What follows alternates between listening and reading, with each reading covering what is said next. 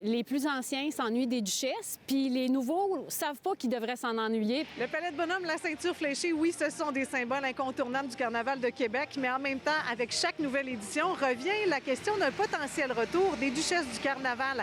Oui, on a fait un retour en 2014 pendant quelques années, avant de finalement à nouveau abandonner l'idée des duchesses en raison de critiques injustifiées, selon la duchesse de la Haute-Saint-Charles en 2016. On était souvent confrontés à cette image-là, mais comme moi, ça résonnait pas du tout dans mon quotidien. Ces filles-là étaient ultra intelligentes. Certaines femmes d'affaires qui sont rendues avec des postes importants. Donc, pour moi, ces critiques-là n'avaient pas lieu d'être parce que vraiment, sincèrement, de l'interne, on le sait que c'est pas ça.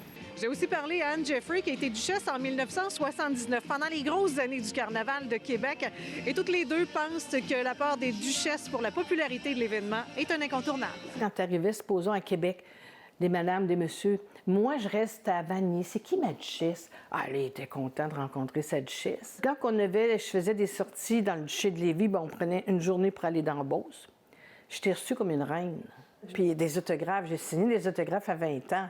Tu sais, je fais, ben là, voyons, là, qu'est-ce qu'ils vont faire avec ça, des autographes, là, Anne Jeffrey, là?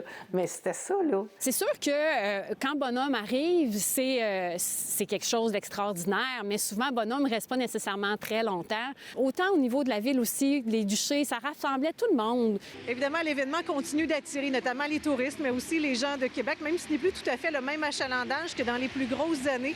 Et selon Mme Jeffrey, une des raisons évoquées, c'est les trop nombreux changements au fil des ans, des changements qui ont eu des impacts, entre autres, sur la communauté.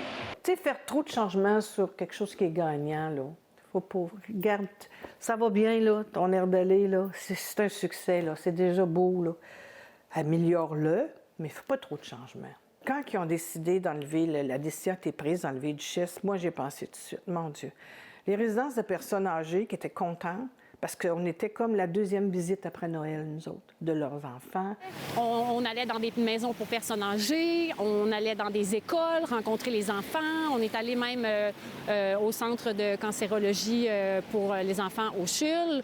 On le sait qu'on apportait quelque chose aussi à ces gens-là. Ceci étant dit, est-ce qu'on devrait ou non ramener les duchesses? Moi, je l'espère sincèrement parce que je sais que ce que j'ai vécu m'a tellement apporté dans la vie comme personne. Et je pense que cette expérience-là pourrait tellement bénéficier à d'autres personnes.